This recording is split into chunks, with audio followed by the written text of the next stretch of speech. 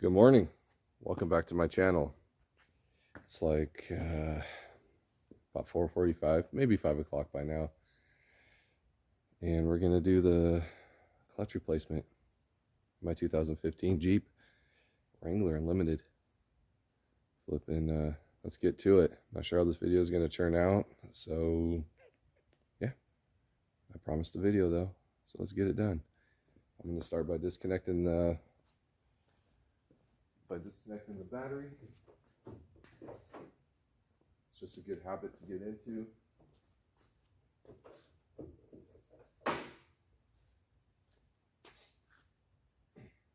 Not looking forward to this job. Not looking forward to doing this at all.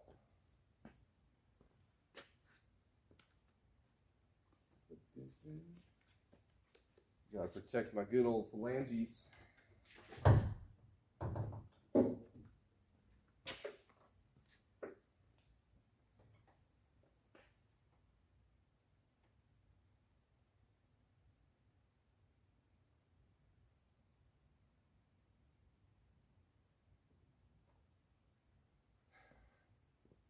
Now, if this was not my Jeep, I'd put something, piece of cloth or towel between the hood and that windshield. So what size are we looking at, folks? I don't know.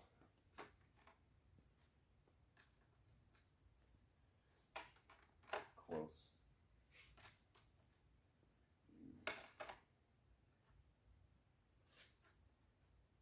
First try. 10 fits it.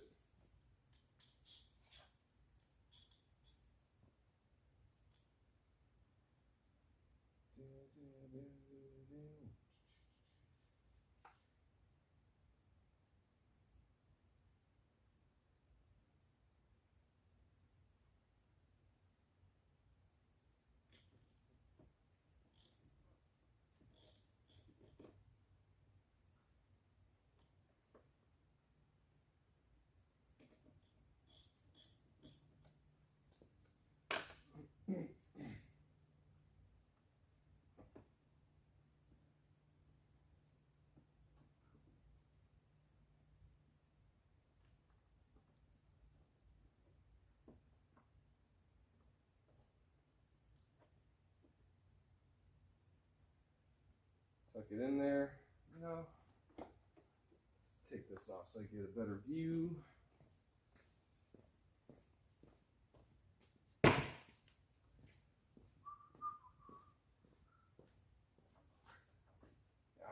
Can't see anything.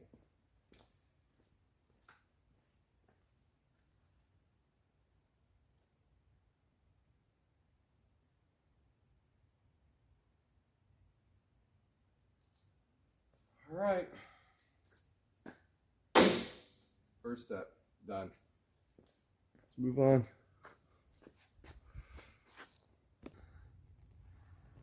Next step. For me, I'm just going to do I'm going to loosen up the driveline bolts. All those bad boys. And those appear to be a 5/16. At least this is the rear driveline. So at least for the flange that meets the transfer case. And then, oh dang, over here, sorry. Oh, nope, can't see. Well, we'll shine some light on that, but let me loosen these up real quick. Right now I have it in gear, so it doesn't just free spin. Let's see, if I do it one-handed, I might have to put you guys away. That doesn't seem to be too bad. Alright, so I'm going to go around this bad boy, and we'll come back after I'm done doing that.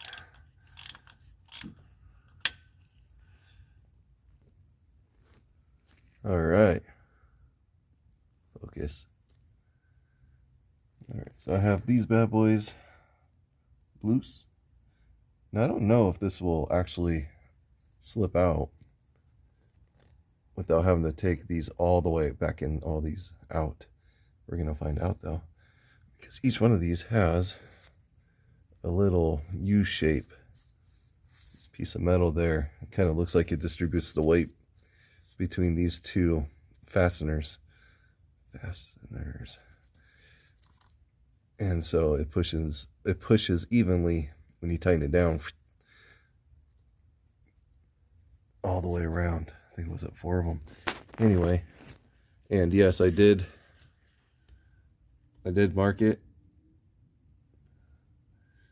You know, in my opinion, I don't think you need to. I don't think they balance the driveline to the vehicle. I think they would literally just stick the driveline on the machine. It's just like a tire. They bounce the tire, they stick weights on it, and that tire is balanced. Having said that, I think it's the same with the driveline. They just stick it on a machine, they spin it, kind of like a tire machine probably, and then it tells them where, you know, where they need to stick the weights to make it that there's no driveline rumble. No wobble. No wobble, baby.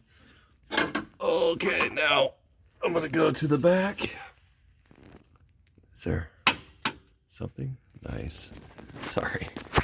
I'm no expert at filming. Clearly.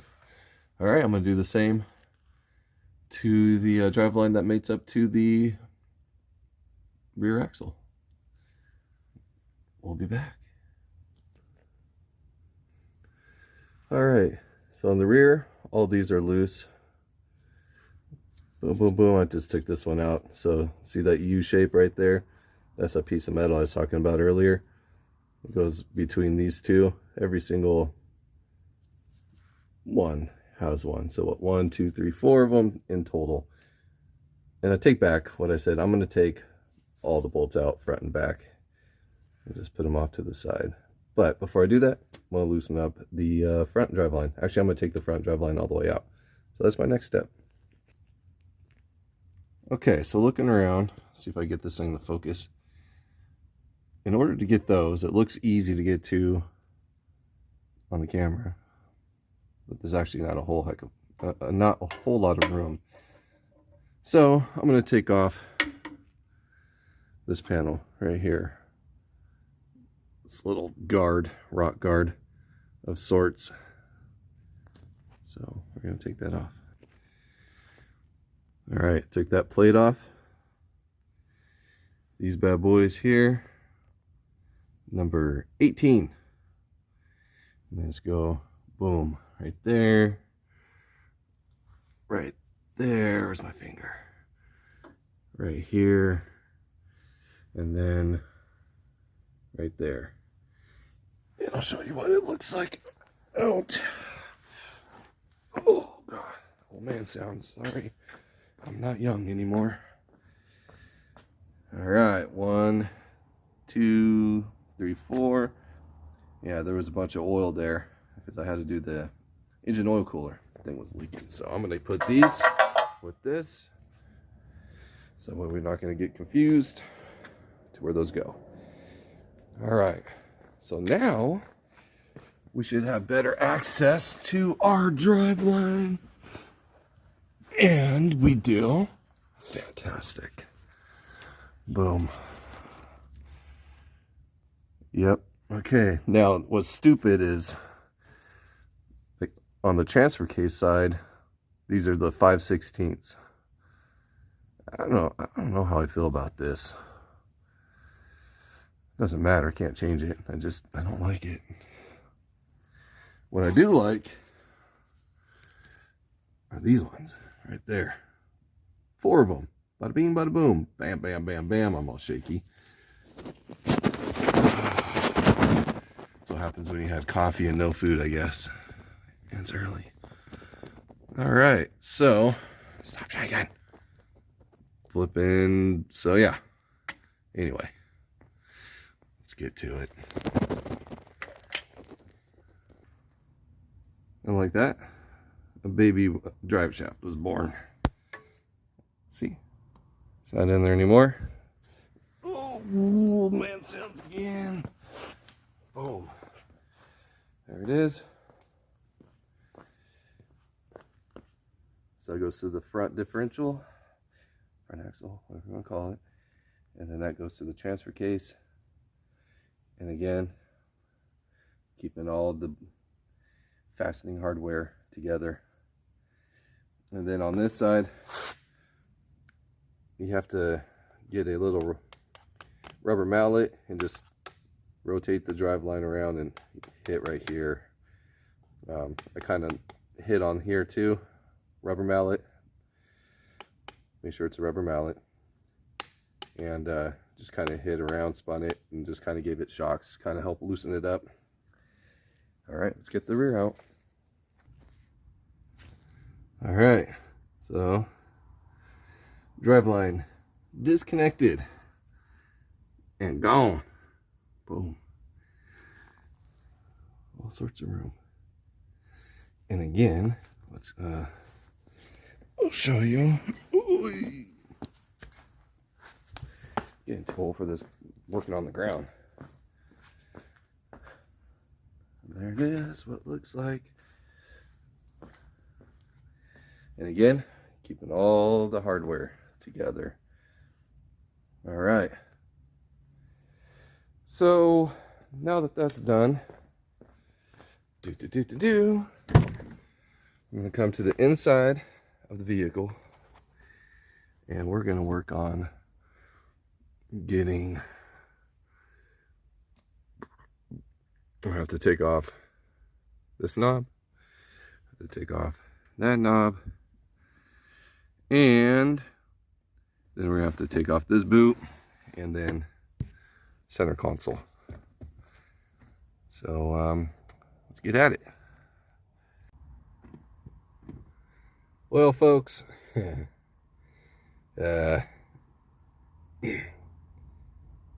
sometimes, you know, you gotta know when to fold them, I think. And this will be my first project. I think that I might end up giving up on, I guess. You know, there's just certain things that happen that just give you subtle little signs like, hey, either today's not your day or you just shouldn't be doing this project. I don't have a freaking hoist. That would be awesome. And I mean, just been a couple little things. We'll start with this. This is that shifter knob. Now, old school shifter knobs used to have these set screws, you know. Well, maybe you don't know, but there was little holes, maybe 3 of them. And there's screws in there that go in them, you know, maybe one right there, one over here, and then one over here, you know, kind of like a, you know, whatever, not quite a triangle, but you get the idea. And it sits on your shifter, there's screws in them, you tighten the screws down, shifter knob stays in place. If you want to replace it, easy, undo those screws, take off your knob. Well, Jeep decides we're going to do stuff different. Because, you know, why not? Freaking. And so this pops down in here, and I've watched videos where people, you know, it takes a bit. You got to freaking pull. Boom, it pops off. Yay, victory. Well, victory on the four-wheel drive select knob. And that one, I just wiggle, turn, and pop. This one would not do that. And so I went on the YouTubes, and, you know, the guy had, you know, he just disassembled it, and supposedly the top comes off, and there's this little clip that you take off, and it comes off. Well, that was not working at all. So I kind of got peeved. It's kind of an understatement. I was pissed off. This thing, it's so simple, and I spent a long time on it. So I gave up for a little bit, and I started on something different, and then that didn't go good. And exhaust always sucks. I mean, let's be real. Exhaust sucks. I hate exhaust with a passion. Hate it. And so, you know, you try to heat stuff up so it comes off. Shimmy, shimmy, shimmy, shimmy. Freaking. But yet, these bolts will always, not always, but, you know, majority of the time, they break off. They break off. This one just, let's focus. This one just rounded off. At least it didn't break. It just rounded off. And I was already pissed off about the shift knob thing too. So you put this on top of there. So now I have to drill this out so I could put a through bolt so I could tighten this back up. And then, but yeah, this exhaust has to come down because it's so close. How do I get, there we go. It comes over or under. It goes under and then over. And then you have these ones, rusty, crusty piles of freaking crap, stupid exhaust nuts and bolts. F exhaust, man. No good way to do that. That's gonna have to be cut and then drilled and then through bolts put on there. And then even if I get that undone, I still have to disconnect it from right here at this clamp. Right there, this clamp. Well, guess what? That's all rusty, crusty, pile of freaking garbage too. So, that's too bright. You guys can't see. Can we get it? Anyway, it's crusty, believe me. It's not gonna, you just look at the threads and tell. That's not coming off. Not without breaking or stripping, or then there's going to be more cutting, and then exhaust stuff is just, I really don't have the tools for that. And I'm on the ground. I don't want to roll around on the ground with the exhaust. I'm ranting, folks. I'm just pissed. This is supposed to be,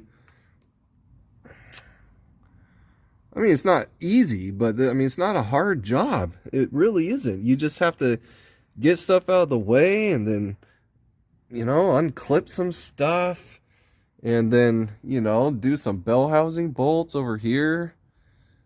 Disconnect some connectors on top, you know, not really in this order, but, you know, just kind of, you know, you take off your slave cylinder, freaking.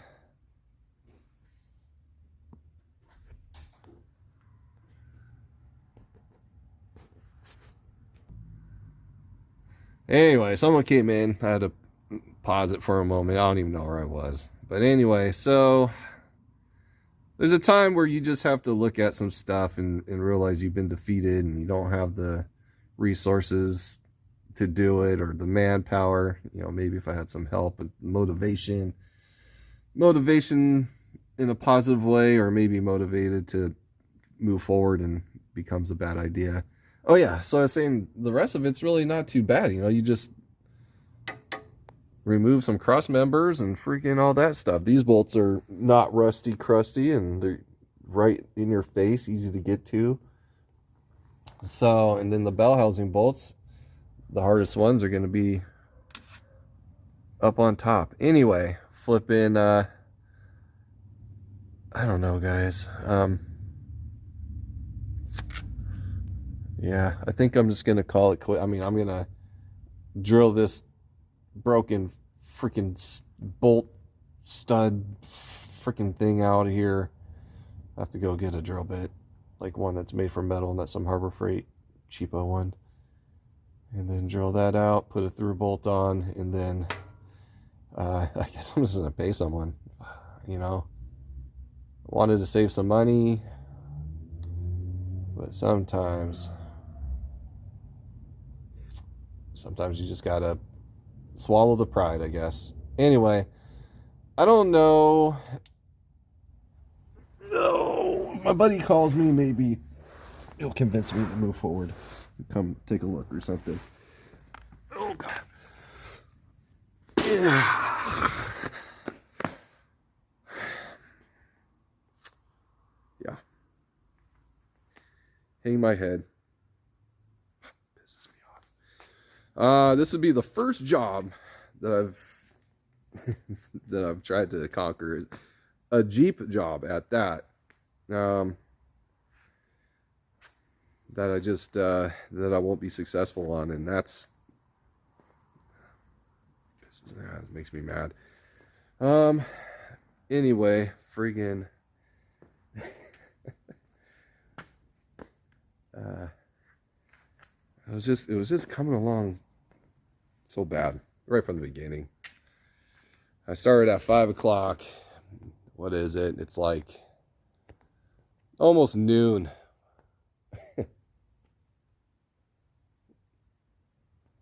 If this was a 90s Jeep, I would have had this transmission transfer case out, replaced the clutch and flywheel, and almost buttoned back up by now. This is just a lack of experience with the new Jeep, with the JK.